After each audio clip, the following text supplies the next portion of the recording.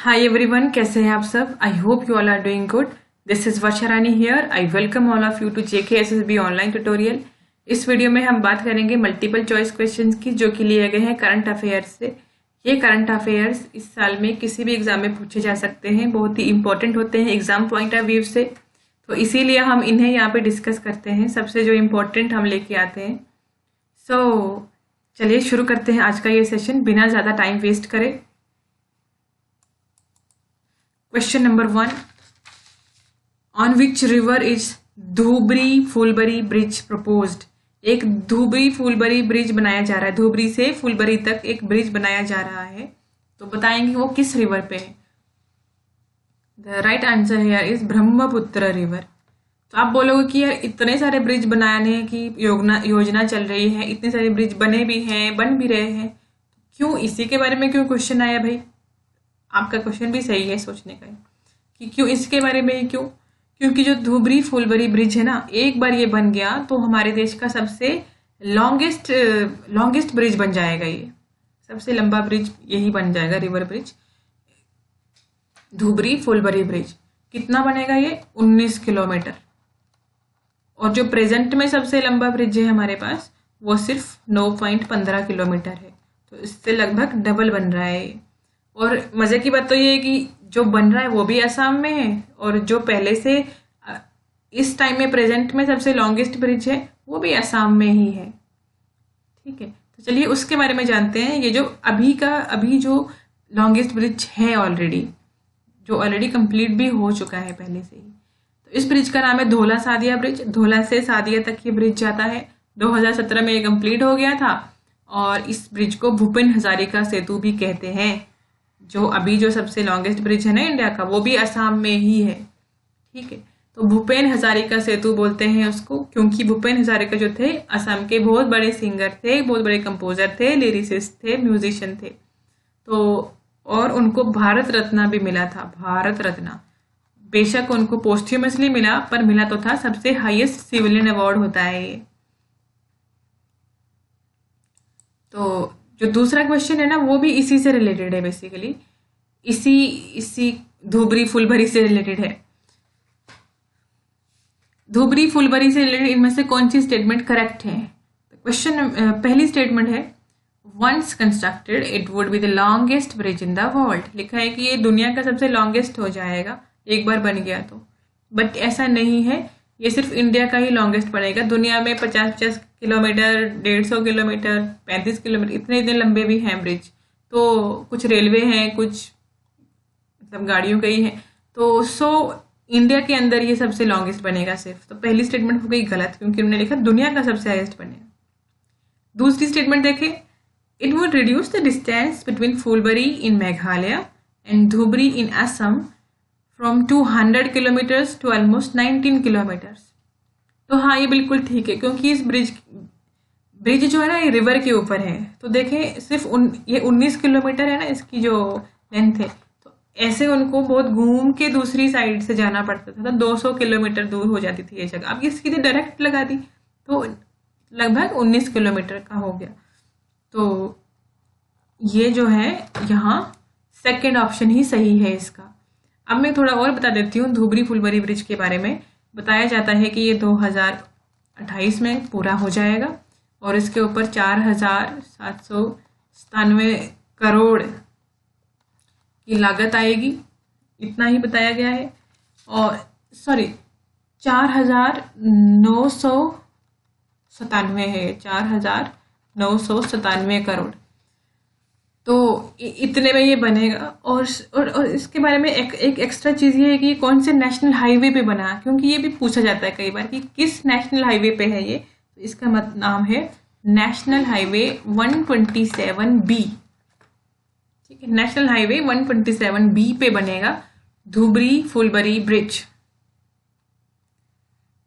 चलते हैं next question की तरफ। देखो रिसेंटली क्या हुआ है कि हमारे जो कैबिनेट है ना, इन्होंने कुछ अमेंडमेंट्स लाए हैं जुवेनाइल जस्टिस एक्ट के अंदर। तो अब इन अमेंडमेंट्स के अकॉर्डिंग बताना है कि जो नेचर ऑफ क्राइम है, जो एक जुवेनाइल कमिट करता है, जुवेनाइल उनको बोलते हैं जो 18 के कम एज के बच्चे होते हैं, तो अगर वो कोई क्राइम को कमिट करते हैं तो उस क्राइम को कौन डिसाइड करेगा कि ये क्राइम जो है वो सीरियस नेचर का है, हीनियस है, बहुत ही घिनौना है, या थोड़ा सा नॉन सीरियस है, जैसे चोरी वगैरह कर ली, बहुत ज़्यादा नुकसान नहीं है जिसमें। तो ये कौन डिसाइड करेगा?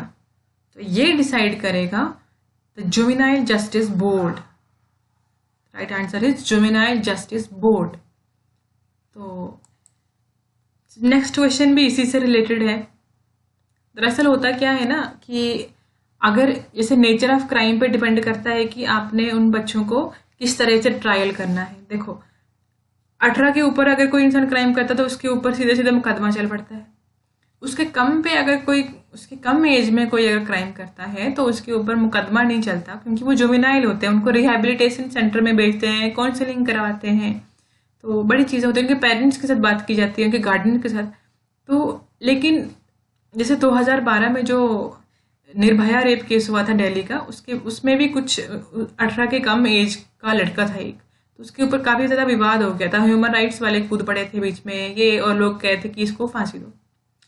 अब देखें आप कि फिर ये उसके बाद ये बनाया गया, ये एक्ट पास किया गया, जुवेनाइल जस्टिस एक्ट।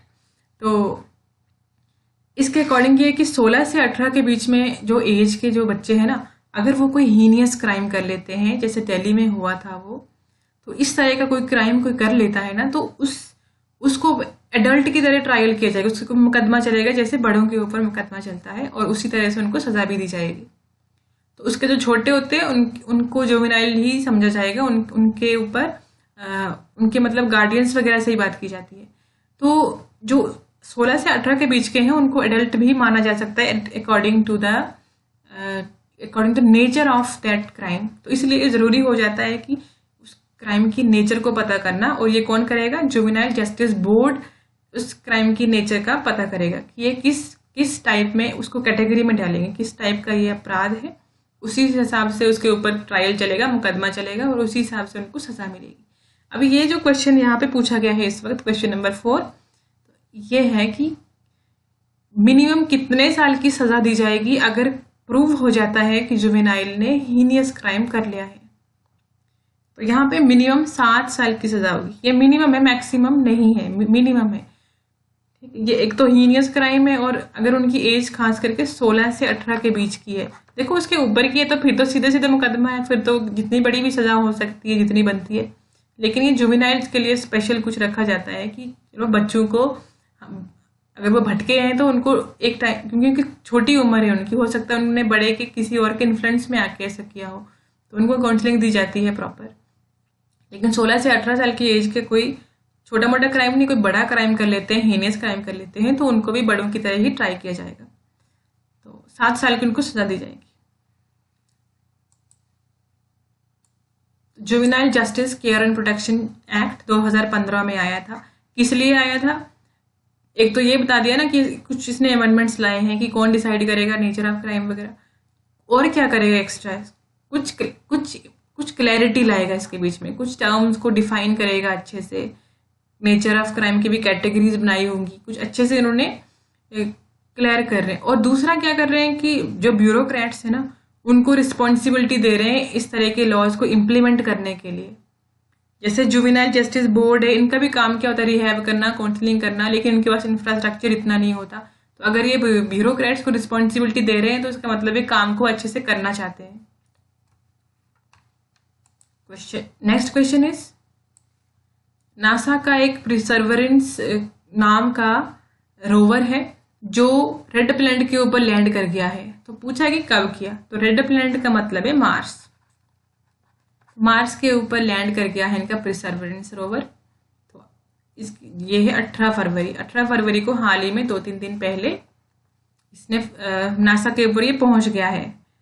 नासा के ऊपर नहीं, सॉरी, मार्स के ऊपर ये लैंड कर चुका है। मतलब सिर्फ उसके ऑर्बिट में नहीं घूम रहा है, उसके सरफेस के ऊपर उसने अपना लैंड कर दिया। पहले भी गया था, ये नहीं, मतलब नासा से पहले भी जा चुके हैं ऐसे मिशंस। लेकिन इस मिशन की खास बात क्या है? ये वहां जाके वहां से मिट्टी या कुछ रॉक के टुकड़े या कुछ सैंपल मतलब लेके आएगा वापस। हम यहाँ पे इसको स्टडी करेंगे कि कोई साइन तो नहीं था एंशियंट लाइफ का, या कुछ पता कर रहे हैं कि वहाँ कोई लाइफ थी या है या हो सकती है पॉसिबिलिटी। तो इस तरह की चीज़ों को रिसर्च किया जा रहा है। तो ये किस साइट पे, मार्स के ऊपर भी डिफरेंट साइट्स हैं, उनको अलग अलग नाम दिया गया है। तो एक साइट है जिसका नाम है जज़ेरो क्रेटर। तो जज़ेरो क्रेटर जो साइट है, इसके ऊपर लैंड किया जाके परसेवरेंस ने। इसको पिछले साल जुलाई 30 को भेजा गया था और अब ये फरवरी 2021 में पहुंच गया है वहां पे। तो अचीवमेंट है। आगे देखते हैं कुछ मिलता है लाइफ के बारे में, कुछ वहाँ की कुछ थी भी कि नहीं थी।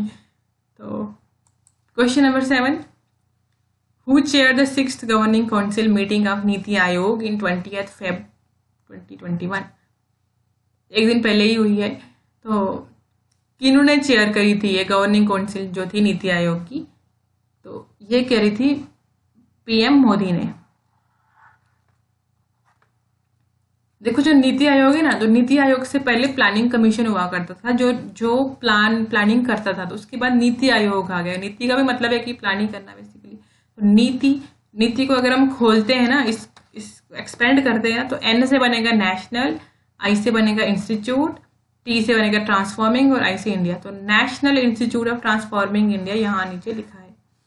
तो इसके हेडक्वार्टर न्यू दिल्ली में है। 2015 में ये बनी थी और इसकी जो चेयरपर्सन है वो प्राइम मिनिस्टर ही होते हैं। तो इस टाइम में इसके जो चेयरपर्सन नरेंद्र मोदी हैं। जब कोई और पीएम बनेगा तो कोई और ऑटोमेटिकली वो इसका चेयरपर्सन हो जाएगा।